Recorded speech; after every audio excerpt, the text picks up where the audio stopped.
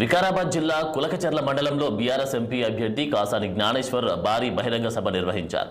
ఈ సభకు మాజీ మంత్రి సబితా ఇంద్రారెడ్డి, స్వామిగౌడ్, మాజీ ఎమ్మెల్యే కొప్పుల మహేష్ రెడ్డి, పరిగి ఇన్ఛార్జ్ రామచంద్రయ్య పాల్గొన్నారు. ఈ సందర్భంగా మాజీ మంత్రి సబితా మాట్లాడుతూ రాష్ట్రంలో కొందరు దేవుడి పేరు చెప్పి ఓట్లు అడిగితే మరికొందరు ఓట్లు పెట్టుకొని ఓట్లు అడుగుతున్నారని విమర్శించారు. ఎర్రటి ఎండలో కేసీఆర్ పొలాల చుట్టూ తిరుగుతూ ఉంటే ముఖ్యమంత్రి రేవంత్ రెడ్డి క్రికెట్ చూడటానికి వెళ్లారని ఆరోపించారు. ఇక కళ్యాణ లక్ష్మి ₹1,00,000తో పాటు తులం బంగారం ఇచ్చి వాళ్ళంతా కాంగ్రెస్ పార్టీకి ఓటు వేయండి అంటూ సూచించారు.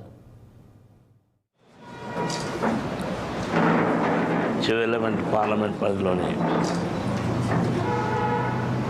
అన్ని మండలాలు తిరుగుతూ కులకచర్ల మండలం రావడం జరిగింది. మిత్రులారా, 13 తారీఖున ఎన్నికల రంగంలో రాష్ట్రంగా వచ్చింది. 13 తారీఖున మేము 13 తారీఖున కారు గుర్తుపై ఓటేసి మమ్మల్ని గెలిపించవలసిందిగా ఓటర్ మహాశయులను ప్రార్థిస్తున్నాను. ముఖ్యంగా 10 సంవత్సరాల కాలంలో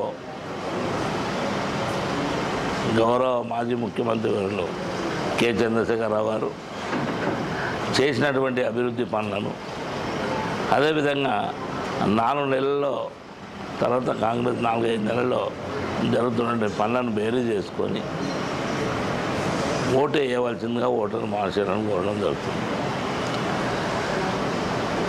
వాళ్ళు ఇచ్చినటువంటి వాగ్దానాలు ఏవి కూడా నెరవేర్చక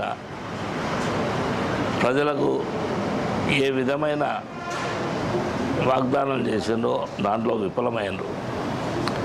కనుకనే మళ్ళీ టైం అడుగుతుండ్రు. వాళ్ళు డిసెంబర్ 9 తారీఖున ఇస్తున్న రుణమాఫీ మళ్ళీ ఆగస్టు పోయింది.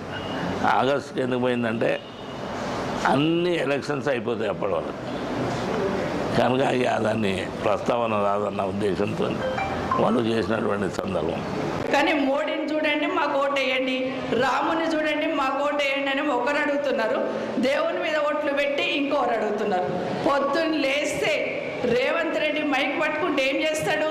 కేసీఆర్ని తిట్టుడు తప్పిస్తే ఏమైనా పని చేస్తున్నాడా? ఒక్కసారి ఆలోచించండి.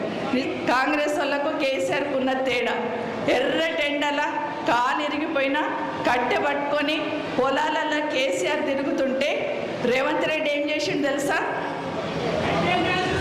క్రికెట్ మ్యాచ్ చూసుకుంటూ కూర్చున్నాడు.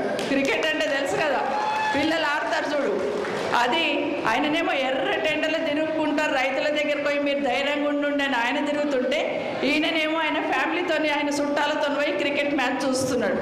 ఇది రేవంత్ రెడ్డి గారికి, కాంగ్రెస్ పార్టీకి, కేసీఆర్ గారికి ఉన్న తేడా. నోరు ఇప్పుదే కేసీఆర్ గారిని తిట్టుకుంటూ తిరుగుతున్నారు తప్పిస్తే మీరు వచ్చినాక ఏం చేసిందని అడుగుతున్నా. ఒక్కటే సింపుల్ చెప్తా, 15,000 రైతు బంధు వడ్డోళ్ళందరూ వాళ్ళకి వేసుకోండి ఓటు. 10,000 రైతు బంధు వడ్డోళ్ళందరూ కేసీఆర్ కోట్ వేయండి. ఎందుకంటే కేసీఆర్ ఇచ్చిన పైసలు. 2,000 పెన్షన్, 2,000 పెన్షన్లు వచ్చిన వాళ్ళందరూ కేసీఆర్కి వేయండి.